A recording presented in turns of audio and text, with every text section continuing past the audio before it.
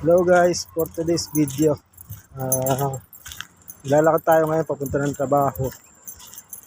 Ito, 30 minutes papunta ron. Gusto ko na maglakad.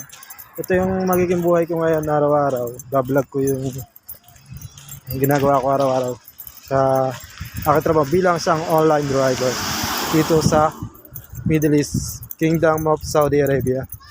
Ito guys, yung nilalakad ko.